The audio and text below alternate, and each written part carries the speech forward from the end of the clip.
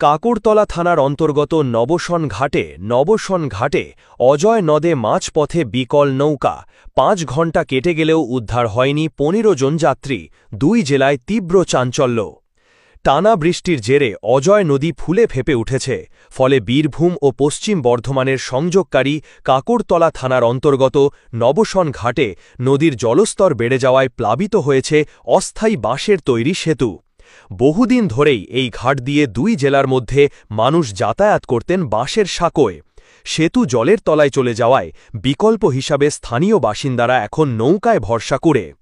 ঠিক এমনই এক পরিস্থিতিতে শুক্রবার সন্ধ্যা ৬:৩০ নাগাদ পশ্চিম বর্ধমান জেলার বাগডিহা থেকে প্রায় ১৫ জন যাত্রী একটি নৌকায় বীরভূমের নবসন ঘাটের উদ্দেশ্যে রওনা দেন।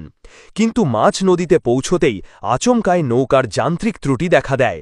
এরপর থেকেই নৌকাটি মাঝ অজয় নদীতে স্থির হয়ে যায়।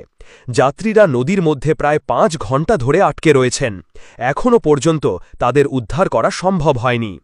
খবর ছড়াতেই ঘটনাস্থলে পৌঁছান ২ জেলার প্রশাসনিক আধিকারিক ও পুলিশ কর্তারা। বীরভূম ও পশ্চিম বর্ধমান ২ দিক থেকেই নদী সংলগ্ন এলাকায় নজরদারি শুরু হয়েছে। পশ্চিম বর্ধমান জেলা প্রশাসনের পক্ষ থেকে ইতিমধ্যেই একটি বিশেষ উদ্ধারকারী দল ঘটনাস্থলে এসে পৌঁছেছে। এই ঘটনাকে কেন্দ্র করে নবসন ঘাট ও পার্শ্ববর্তী গ্রামগুলিতে চরম উদ্বেগের পরিবেশ তৈরি হয়েছে। নদীর ২ পারে ভিড় জমাতে শুরু করেছেন যাত্রীদের পরিবারের সদস্য এবং স্থানীয় বাসিন্দারা। উত্তেজনার মাঝেই প্রশাসনের প্রধান লক্ষ্য এখন দ্রুত ও নিরাপদে সকল যাত্রীকে উদ্ধার করা। তবে দীর্ঘক্ষণ নদীর জলে আটকে থাকার কারণে যাত্রীদের শারীরিক অবস্থাও নিয়ে উদ্বেগ তৈরি হয়েছে। উদ্ধার তৎপরতা জোর কদমে চলছে, তবে যতক্ষণ না যাত্রীদের নিরাপদে তীরে আনা যাচ্ছে ততক্ষণ পর্যন্ত এই উৎকণ্ঠা কাটছে না ২ জেলার মানুষের মনে।